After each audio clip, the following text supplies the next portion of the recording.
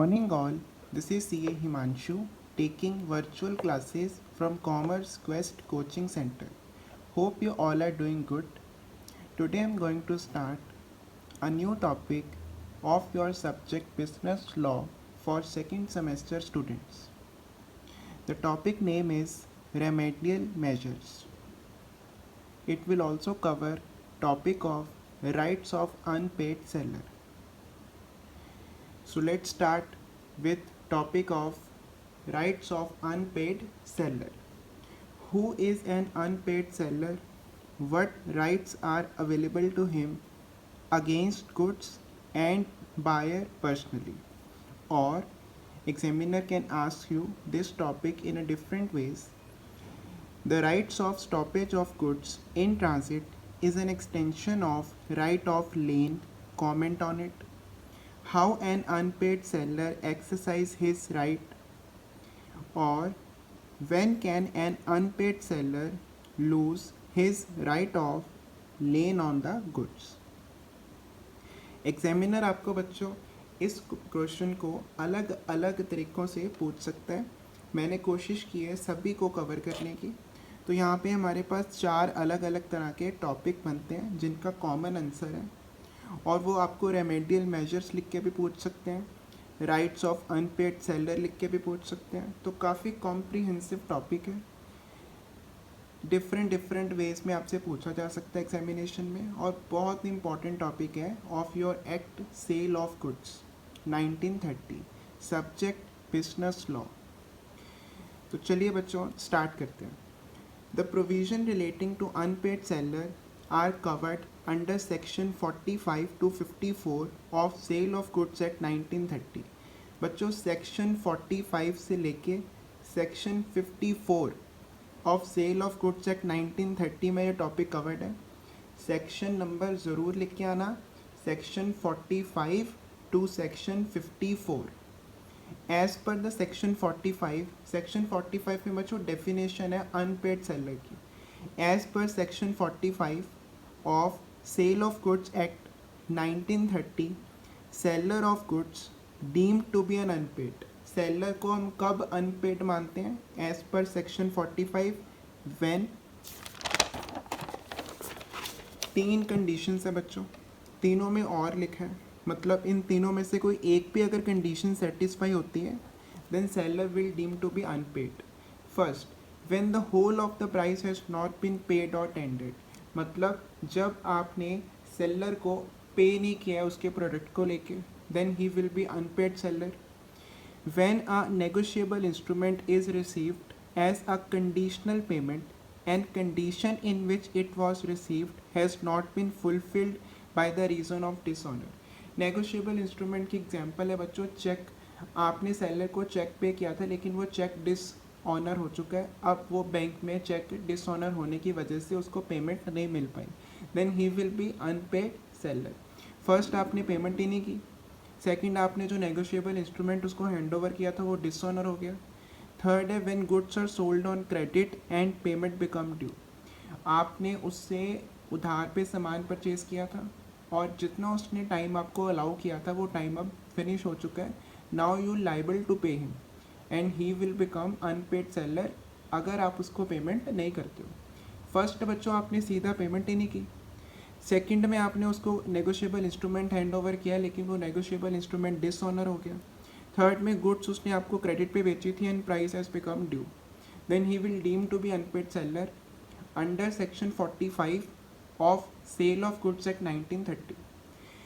Seller की definition के बाद सेक्शन 45 में जो लिखी है उसके बाद बच्चों rights of unpaid seller start होते हैं. राइट्स का बच्चों मैंने कॉम्प्रिहेंसिव एक डायग्राम बनाया. पहले आप डायग्राम देखो, उससे आपको आइडिया हो जाएगा कि आपको टॉपिक में कौन कौन से पॉइंट्स को कवर करना है. 2 तरह के राइट्स अवेलेबल हैं. फर्स्ट है right against goods and then right against buyer personally. Goods के अगेंस्ट बच्चों 2 तरह के राइट्स हैं. First, when property in the goods has been passed. Second, when the property in the goods has not been passed. अगर property in the goods buyer तक पहुंच चुकी है तो 3 तरह के राइट अवेलेबल है. First, right of lien. Second, stoppage in transit. Third, right of resale. बहुत इजी है बच्चों, ध्यान से सुनो. Right of lien, stoppage in transit and right of resale. और अगर प्रॉपर्टी ट्रांसफ़र नहीं हुई है then rights of withholding the delivery. आप प्रॉपर्टी को ट्रांसफ़र होने ही नहीं दोगे क्योंकि आपको पेमेंट नहीं मिली है। और बायर के अगेंस्ट कौन से राइट है? Right to sue for price. Sue का मतलब होता है बच्चों लीगल एक्शन लेना। Right to sue for damages, right to sue for interest by way of damages. आप उससे प्राइस के रिलेटेड केस कर सकते हो, उस पर डैमेजेस को लेके केस कर सकते हो और उसको इंटरेस्ट पे करने को बोल सकते हो जितना उसने डिले किया पेमेंट में। तो ये ओवरऑल कवरेज है। इस डायग्राम में सारे पॉइंट्स कवर्ड हैं। अब हम एक एक करके सारे पॉइंट्स को डिस्कस करेंगे। सबसे पहले आता है when property in the goods has passed. उसमें पहला राइट होता है राइट ऑफ लेन। चलो सेक्शन 45 में बच्चों डेफिनेशन की आपने। अब आपको when property in the goods has been passed में राइट ऑफ लेन को कवर करना है। यहाँ बच्चों मैंने एक डायग्राम बनाया, वो उसी बड़े डायग्राम का ही पार्ट है। Right against goods, right against buyer personally. Right against goods में दो पार्ट है, when property in the goods has been passed, when the property in the goods has not been passed. अगर pass हो चुकी है तो right of lien, right of stoppage in transit and right of resale है। और अगर property नहीं pass हुई है तो right of withholding the property है। अब चलते हैं when property in the goods has been passed and right of lien. Section 47 से लेके सेक्शन 49, तीन सेक्शन में ये कवरेज है। The right of lien depend on the physical possession. It can be exercised only as long as seller in the possession of goods. Right of lien का मतलब होता है कि अब आप उसको गुड्स हैंड ओवर नहीं करोगे, अब उस पर आपका अधिकार है। ठीक है, क्यों? क्योंकि उसने पेमेंट नहीं की है तो आप उसको गुड्स नहीं हैंड ओवर करोगे। ये तभी हो सकता है जब आपके पास फिजिकल पोजेशन है, मीन्स जब आपके पास गुड्स अवेलेबल है। अगर आप ऑलरेडी उसको हैंड ओवर कर चुके हो तो राइट ऑफ लेन कैसे एक्सरसाइज करोगे? तो फिजिकल पोजेशन होनी इंपॉर्टेंट है। और it can be exercise only as long as seller in the possession of goods. Again वही रिपीट किया कि आपके पास पोजेशन होनी चाहिए। It can only be exercise for the non payment of price and not for any other charges. ये right तभी exercise कर सकते हो जब आपको पेमेंट नहीं मिली है। आपको पेमेंट मिल चुकी है then you will lose this right. आपके पास ये राइट नहीं बचेगा। राइट तभी एक्सरसाइज होगा जब आपको पेमेंट नहीं मिली है, मीन्स आप अनपेड सेलर हो। अब इसमें बच्चों सेक्शन 47, 48 एंड 49 तीन सेक्शन कवर करने हैं। सेक्शन के हिसाब से पढ़ोगे बच्चों मेमोरी में बैठ जाएगी चीज़, और प्रेजेंटेशन तो बेटर होने ही वाली है आपकी। कोई बच्चा सेक्शन नंबर नहीं लिख के आता, आप लिख के आओगे, मैं आपकी बात कर रहा हूँ। तो सेक्शन नंबर लिखने से अच्छा पेपर प्रेजेंटेबल होता है और उससे क्या होता है एग्जामिनर पे इंप्रेशन आता है कि आपको बहुत नॉलेज है। वो आपका बाकी पेपर बिना पढ़े चेक करेगा और आपको ज़्यादा नंबर देगा कंपैरेटिवली अगर आपने सेक्शन नंबर लिखे हैं। खुद सोचो जिसको सेक्शन नंबर आता है उसको कंटेंट भी आता होगा। सेक्शन 47 में retain the possession. An unpaid seller may keep goods in his possession and refuse to deliver them to the buyer until the fulfillment or tender of price. Unpaid seller rights रखता है goods को अपने पास रखने का। कब? When goods are sold without stipulation of credit and on credit sold but terms of credit expire. देखो बच्चों दो सिचुएशंस होती हैं। पहले तो आपने उधार पे बेचा ही नहीं सामान, goods are sold without stipulation of credit. Stipulation होता है शर्त, क्रेडिट पे आपने बेचा ही नहीं था। सेकंड आपने क्रेडिट पे बेचा था लेकिन जितना टाइम दिया था वो टाइम ख़त्म हो गया। देखो पहला केस है आप कैश पे बेचते हो, सेकंड केस आप उधार पे बेचते हो लेकिन आप उसको 3 दिन का टाइम देते हो फॉर एग्जांपल पेमेंट का। वो 3 दिन अब ख़त्म हो चुके हैं, अब आप अनपेड सेलर बन चुके हो, आप उसको हैंड ओवर नहीं करोगे पोजेशन गुड्स की। क्यों? क्योंकि आपके पास राइट ऑफ लेन है। सेकंड बायर इंसॉल्वेंट हो चुका है, आपको पता चल चुका है कि बायर के पास अब पैसे नहीं है देने को, तो आप उसको क्यों गुड्स हैंड ओवर करोगे? आप नहीं करोगे और लॉफुली भी आप नहीं करोगे। आपके पास लीगल राइट है, राइट ऑफ लेन है आपके पास सेक्शन 47 में पोजेशन को रिटेन करने का। अब आता है part delivery, section 48। When unpaid seller has made part delivery of goods, he may exercise his right of lien on remaining goods unless such part delivery is made under the agreement to waive. Part delivery का मतलब होता है कि आपने उसको आधा सामान बेच दिया है, बाकी का आपके पास है, तो जितना आपके पास है उसके ऊपर आपका राइट ऑफ लेन है। आप उसको हैंड ओवर नहीं करोगे बाकी सामान अनलेस एंड अनटिल आपका पहले एग्रीमेंट हो चुका है। तो आप उसको पार्ट डिलीवरी जितना आपने नहीं हैंड ओवर किया उस पर ऊपर आपका राइट ऑफ लेन एक्सरसाइज हो सकता है एज पर सेक्शन 48। नेक्स्ट आता है सेक्शन 49 में टर्मिनेशन ऑफ राइट ऑफ लेन। कब आपका यह अधिकार खत्म होता है? दो केसेस में खत्म हो जाता है। When he deliver goods to carrier without reserving the right of disposal of goods. Carrier का मतलब होता है ट्रांसपोर्टर। आपने ट्रांसपोर्टर को सामान हैंड ओवर किया और अपने पास ये राइट रखा ही नहीं कि आप उसको वापस ले सकते हो। सेकेंड, व्हेन द बायर और his lawyer lawfully obtain the possession, जब बायर ने कुछ ऐसा लीगल मैटर को ऐसा चेंज किया कि अब उसके पास लॉफुली राइट आ चुका है गुड्स को टेक ओवर करने का, तो आपके पास जो राइट था, राइट ऑफ लेन, वो ख़त्म हो चुका है। दो केसेस में पहले आपने कैरियर को डिलीवर किया है, ट्रांसपोर्टर को डिलीवर किया, अपने पास राइट नहीं रखा, और लॉफुली बायर या उसके लॉयर ने ये राइट अपने पास हासिल कर लिया है। तो ये 3 सेक्शन लिख के हो गया राइट ऑफ लेन में, 47, 48 एंड 49। नेक्स्ट आता है बच्चों second point, stoppage in transit. मैंने कोशिश किया कि पूरे एक पेज पे कवर हो सेक्शन, सो दैट आपको बार बार टर्न ना करना पड़े पेज। अब स्टॉपेज इन ट्रांजिट है सेक्शन 50 से लेके सेक्शन 53 तक, 47, 48, 49 में पिछला सेक्शन, अब 50 से लेके 53 तक अगला section. Point number 50, stoppage in transit होता है रास्ते में सामान को रोकने का right. Right of stoppage in transit under section 50 when the buyer become insolvent and goods are in transit. जब आपको पता है कि बायर इंसॉल्वेंट हो चुका है, आप उसके पास पेमेंट नहीं है करने को और गुड्स अभी रास्ते में है, तो आप उसको रास्ते में ही रुकवा सकते हो ट्रांसपोर्टर वाले को बोल के। तो राइट कब आता है? सेक्शन 50 में आता है, जब बायर इंसॉल्वेंट होता है।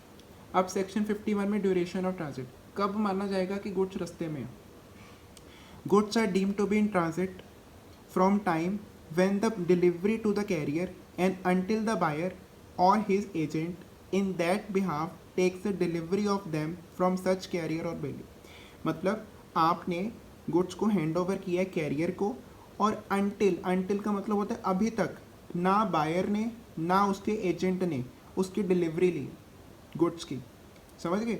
आपने ट्रांसपोर्टर को हैंड ओवर किया और ट्रांसपोर्टर से ना ही बायर ने भी गुड्स की डिलीवरी एक्सेप्ट की है, ना ही उसके एजेंट ने गुड्स की डिलीवरी एक्सेप्ट की। मतलब अभी भी जो सामान है वो ट्रांसपोर्टर के पास है, वो ना सेलर के पास है ना बायर के पास है। तो आप रास्ते में रोक लो सामान को, आप उसको ट्रांसपोर्टर वाले को फ़ोन करके बोलो कि ये डिलीवर मत करना क्योंकि मुझे उससे पेमेंट नहीं आनी है।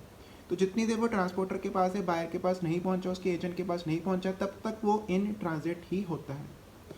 उसके बाद आता है अफेक्टिंग द स्टॉपेज। अब राइट आ गया सेक्शन 50 में, ड्यूरेशन सेक्शन 51 में कन्फर्म होगी, अब सेक्शन 52 में आप इस राइट को इस्तेमाल करो। Affecting the stoppage in transit कैसे करोगे? पहला, by taking the actual possession of goods, आप गुड्स को अपनी पोजेशन में ले लो, मतलब उसको ट्रांसपोर्टर को बोलो कि तू सामान को वापस डिलीवर कर दे मेरे पास ही। Second, by giving notice of his claim to the carrier in whose possession the goods are, या फिर कैरियर को एक नोटिस भेज दो, नोटिस में लिखा होना चाहिए कि ये सामान तूने डिलीवर नहीं करना है। तो आपने उस अपने राइट को इफेक्ट में ले आए, आप अपने राइट को यूज़ कर रहे हो। एक तो एक्चुअल पोजीशन अपने पास ले आओ, या फिर ट्रांसपोर्टर को नोटिस दे दो कि तूने डिलीवरी नहीं करनी है इस सामान की, ये अभी उसको नहीं भेजना है हमने। तो ये था बच्चों ट्रांजिट का सेक्शन 50 टू सेक्शन 53। अब आता है कि ये ट्रांजिट कब खत्म होता है, कब माना जाता है कि गुड्स अब ट्रांजिट में नहीं है। 5 नंबर में आपको क्वेश्चन आ सकता है अलग से। Transit comes to an end in the following cases. पहला, बायर और his agent obtain the delivery before appointed destination, मतलब जहाँ पे सामान पहुँचाना था, फॉर एग्जांपल होशियारपुर से आपको डिलीवर करना है सामान चंडीगढ़ में, तो अभी चंडीगढ़ वो पहुँचा नहीं था, रास्ते में ही बायर ने सामान को टेक ओवर कर लिया, रास्ते में ही उसने हैंड ओवर सामान को अपने पास ले लिया, उसने टेक ओवर कर लिया गुड्स को। इट मीन्स अब गुड्स रास्ते में नहीं है, बिकॉज ट्रांसपोर्टर बोल रहा है उसने पहले ही डिलीवरी सामान की एक्सेप्ट कर ली, चंडीगढ़ अब पहुँचे नहीं थे हमें, तो अब रास्ते में नहीं है गुड्स, ट्रांसपोर्टर से हैंड ओवर हो चुके हैं बायर को। Second, acknowledged by buyer, acknowledged by carrier as holder of goods on the behalf of buyer. कई केसेस में क्या होता है बच्चों, जो ट्रांसपोर्टर होता है ना वो न्यूट्रल नहीं होता, बायर ने अपना ही पर्सन भेजा होता है आपकी फैक्ट्री में। जैसे जिसको आपने सामान हैंड ओवर किया है ना, वो ट्रांसपोर्टर नहीं था, वो बायर का ही एजेंट था।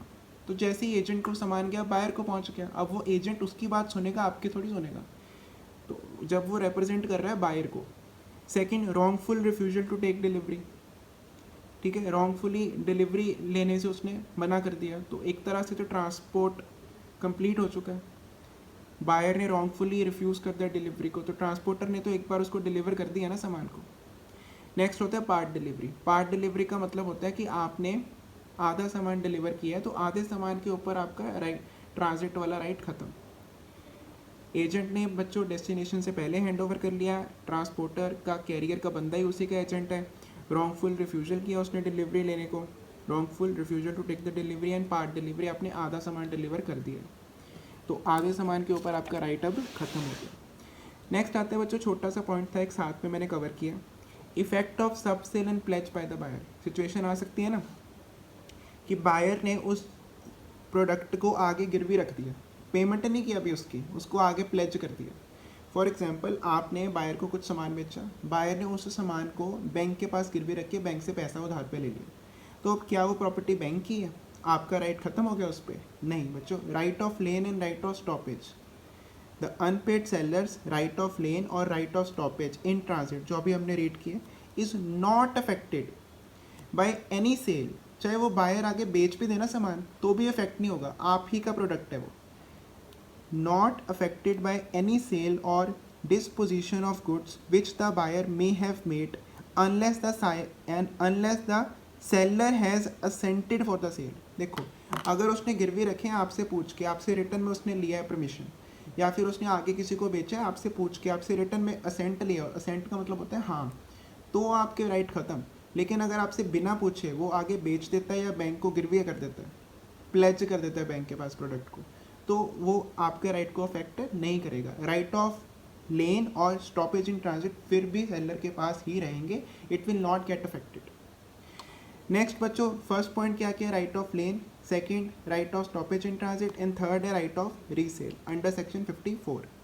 इसमें बच्चों 3 केसेस में रीसेल कर सकता है सेलर मतलब अभी सामान मेरे पास है, उसने पेमेंट नहीं की तो मैंने आगे रीसेल कर दिया। किन केसेस में? When goods are of perishable nature, because बच्चों प्रोडक्ट ही ऐसा है जिसकी नेचर है कि वो महीने से ज़्यादा उसकी क्वालिटी कम हो जाएगी, तो आप महीना थोड़ी पेमेंट की वेट करोगे, तो आपने पहले ही आगे रीसेल कर दिया। आपने बायर को बोला कि तूने मुझे पेमेंट नहीं की तो मैंने आगे रीसेल कर दिया, because goods are of perishable nature. Second, when right is expressly reserved in the contract में लिखा हुआ था कि अगर आपने 10 दिन में पेमेंट नहीं की तो मैं राइट ऑफ रीसेल आ जाएगा, मैं किसी और को प्रोडक्ट बेच सकता हूँ। सेलर मतलब जो बेचने वाला है, उसने खरीदने वाले को कॉन्ट्रैक्ट में पहले बता दिया था 10 दिन में पेमेंट कर देना, नहीं तो मैं ये सामान किसी और को बेच दूंगा। Next, where in exercise of the right of lien और stoppage in transit the seller give notice to the buyer of his intention to resale. Third में आपने उसको नोटिस ही दिया था कि राइट ऑफ लेन और right of stoppage in transit की वजह से मैं तेरे को नोटिस भेज रहा हूँ कि अगर तूने 3 दिन में पेमेंट नहीं की फॉर एग्जाम्पल, तो मैं ये सामान किसी और को बेच दूंगा। तो 3 केस में राइट ऑफ रीसेल आता है। उसके बाद बच्चों 3 पॉइंट होने के बाद 3 पॉइंट कौन से थे? When property in the goods has passed to the buyer. अब कौन सा करना है? When property in the goods has not passed, अभी property in the goods transfer नहीं हुई है। ये देखो टोटल 4 पॉइंट थे ना। When property in goods has been pass के तीनों हो गए। अब property has not been pass to the buyer, इसमें right of withholding the property. Withholding का मतलब होता है अब डिलीवरी ना दो, आप उस प्रोडक्ट को भेजो ही ना, आपके पास पड़ा है शॉप पे तो अपने पास ही रखो, पेमेंट तो उसने करनी नहीं है। When the property in the goods has not been passed to the buyer, unpaid seller in addition to his other remedies मतलब right of lane, right of stoppage in transit and right of resale, a right of withholding the delivery similar to and coexistive with his right of lane and stoppage in transit when the property has passed to the buyer। तो कह रहे हैं अब उसके पास वो 3 right तो है, ये भी राइट आ जाता है जब उसने डिलीवरी नहीं किया है सामान, अभी उसी के पास पोजेशन है। कौन सा राइट आता है? Right of with holding delivery. Holding का मतलब होता है रोकना, डिलीवरी प्रोडक्ट की रोक दो, उसको बोलो कि पेमेंट कर पहले फिर मैं तेरे को सामान डिलीवर करूँगा। ये खत्म हो गया बच्चों गुड्स के अगेंस्ट। अब आता है against the buyer personally.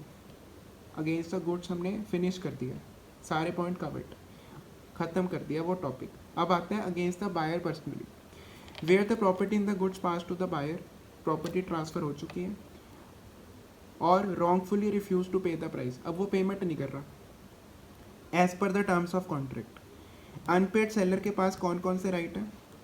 First right है उसके पास right to sue for the price, वो उससे पेमेंट मांगेगा पहले तो सेक्शन 55 में। Right to sue for the damages, section 56 में उससे डैमेजेस क्लेम करेगा।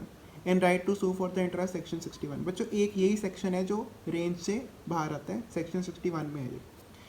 Right to sue for the price, right to sue for the damages, right to sue for the interest. Sue का मतलब होता है केस करना। अब प्राइस के लिए उसके सेक्शन 55 उसकी हेल्प करेगा। In case of wrongful refusal by the buyer after passing of the property, the unpaid seller may sue him for the price। Simple सी बात है बच्चों, उसने आपको अभी तक पेमेंट ही नहीं की है तो आप प्राइस के लिए उस पर केस कर सकते हो ना, ठीक है? प्राइस के लिए उसके पास केस करो। सेक्शन 45 जो बच्चों मैंने स्टार्टिंग में लिखा था ना सेक्शन की रेंज, सेक्शन 45 टू 54 तक बच्चों गुड्स के ऊपर जो उसके राइट है वो आते हैं।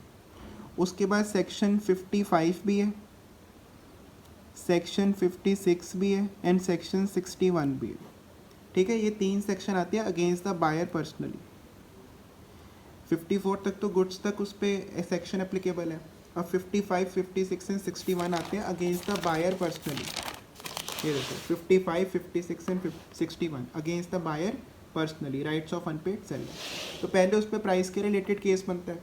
सेकंड, उसको डैमेजेस के लिए बोलो। डैमेजेस क्यों? क्योंकि उसकी वजह से आपको नुकसान हो गया, आप किसी और को प्रोडक्ट बेच देते, या फिर आपको उसके लिए वेट करना पड़ा कितना टाइम, आपका टाइम कितना ख़राब हुआ। When buyer under section 56 wrongfully neglect or refuse to accept and pay for the goods, उसने पहले तो बोला कि मैंने सामान ही नहीं एक्सेप्ट करना है, फिर कर लिया एक्सेप्ट, तो आप सेलर बीइंग अ सेलर उसको बोल सकते हो कि डैमेजेस दे पहले। या बच्चा ऐसा भी हो सकता है ना, आपने उसको प्रोडक्ट बेचा, ठीक है, उसने प्रोडक्ट रख लिया, तो आप उस पर प्राइस का केस कर दो। सेकंड, आपने उसको प्रोडक्ट भेजा, अब वो कह रहा है कि मैंने लेने नहीं प्रोडक्ट, मेरे पास अब डिमांड नहीं है, मैंने नहीं आपका प्रोडक्ट खरीदना, तो आपका कितना टाइम वेस्ट हुआ। तो आप उसको बोलो अब तूने नहीं खरीदना ना, डैमेजेस पे कर, जितना किराया लगा मेरे प्रोडक्ट को तेरे तक भेजने का उसका किराया पे कर, प्लस तेरी वजह से मैं ये प्रोडक्ट किसी और कस्टमर को नहीं बेच पाया, उसका डैमेजेस पे कर। अगर उसने डिलीवरी एक्सेप्ट करने से मना कर दिया तो डैमेजेस मांग सकते हो for non acceptance. Third, suit for interest by way of damages and special damages. ठीक है, अब उसको इंटरेस्ट के लिए बोलोगे। इंटरेस्ट के लिए केस तब बनता है जब फॉर एग्जांपल आपने उससे मान लो कि 10 लाख रुपए की पेमेंट लेनी थी। 10 लाख रुपए की पेमेंट के लिए आपने उसको 10 दिन दिए थे, लेकिन उसने आपको 30 दिन बाद पेमेंट की, तो 20 दिन तक आपका पैसा जो बिजनेस में इन्वेस्ट कर सकते थे वो नहीं हो पाया, आपको बैंक से बोरो करना पड़ा। बैंक से आपको 6% के इंटरेस्ट पे पैसा मिला या 8% के इंटरेस्ट पे पैसा मिला, तो आपको नुकसान हुआ ना, आपको बैंक से पैसे बोरो करने पड़े। अगर आपके पैसे अपने पास होते 10 लाख रुपए, तो 10 दिन के बाद उसने देने थे, तो आपको बैंक से बोरो नहीं करना पड़ता। तो अब जितना बैंक को आपने इंटरेस्ट पे किया है उतना ही आप उसको बोलोगे डैमेजेस पे कर, स्पेशल डैमेजेस पे कर, कि तेरी वजह से मेरा बिजनेस इफेक्ट हुआ। ये डैमेजेस कौन डिसाइड करता है? कोर्ट। कोर्ट में award interest at such rate as it thinks fit, जो कोर्ट को ठीक लगता है, ऑन अमाउंट ऑफ प्राइस। कौन से अमाउंट पे? On amount of price to the seller in a suit by him for amount of price from date on which the price become payable. जिस दिन से बच्चों वो प्राइस पेबल था, जैसे मैंने आपको एग्जांपल नहीं दी कि 10 दिन के बाद उसको पेमेंट करनी थी, उसने 30 दिन के बाद की, तो 10 दिन के बाद पेमेंट ड्यू हो चुकी थी, तो उसने कितना लेट पेमेंट किया? 20 दिन लेट पेमेंट किया। 10 दिन के बाद करनी थी लेकिन उसने 30 दिन के बाद की, तो 10 से लेके 30 तक 20 दिन लेट किया ना उसने, तो वो 20 दिन उसको डैमेजेस पे करने पड़ेंगे, 20 दिन की लेट पेमेंट के। और डैमेजेस कब से काउंट करोगे? जब प्राइस पेबल हुआ। पेबल कितने दिन के बाद हुआ हमारे एग्जाम्पल में? 10 दिन के बाद। अगर आप उसको कहते हैं इमीडिएटली पे कर, तो जैसे ही सामान डिलीवर हुआ पेमेंट का टाइम स्टार्ट हो गया। तो डिपेंड करता है केस टू केस, आपने उसको कितना टाइम अलाउ किया था। तो ये थे बच्चों 3 point. Suit for interest under section 55, suit for damages for non acceptance under section 56, suit for interest by way of damages and special damages under section 61। ये 61 सेक्शन। तो अगेंस्ट बायर पर्सनली ये 3 section. ठीक है बच्चों, ये था आपका question. अब एक बार फिर आप कॉम्प्रिहेंसिव डायग्राम से देख लो। राइट ऑफ अनपेड सेलर में 2 हिस्से हैं, against goods and against buyer personally. Against goods when property in the goods has been pass, when property in the goods has not been passed. अगर property pass हो चुकी है तो 3 right है, right of lien, stoppage in transit and right of resale. Right of lien के 3 part है, retain करना possession को, part delivery and termination of लेन।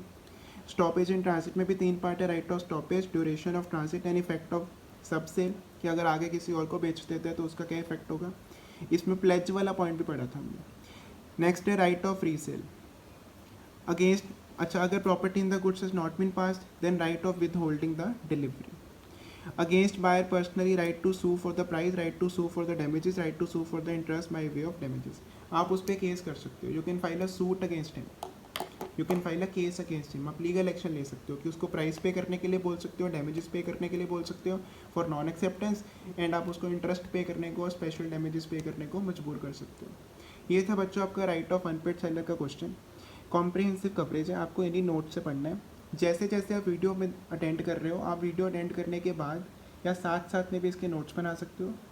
ये नोट्स बच्चों मोर देन सफिशिएंट है, बहुत कॉम्प्रिहेंसिव है। मैंने पेजेस का भी ध्यान रखा, अगर आपको पेपर में 6 पेजेस लिखने का क्राइटेरिया पास करना है तो वो भी कवर्ड है इसमें। देखो 1 2 3 4 5 6 7 8 पेजेस का बच्चों, अगर एक पेज पे मैंने क्वेश्चन लिखे हैं आधे पेज पे, तो वो अराउंड 7 पेजेस का क्वेश्चन मैंने लिखा है।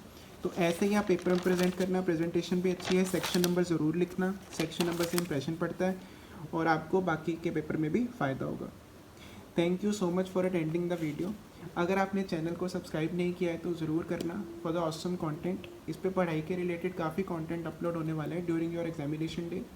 हम इस पे स्पेशल बैचेस पे चलाएंगे जिसमें फास्ट ट्रैक वीडियोस दी जाएंगी, आपको सारा सिलेबस रिवाइज कराया जाएगा। तो होपफुली वीडियो से आपको फ़ायदा हुआ हो। Thank you so much.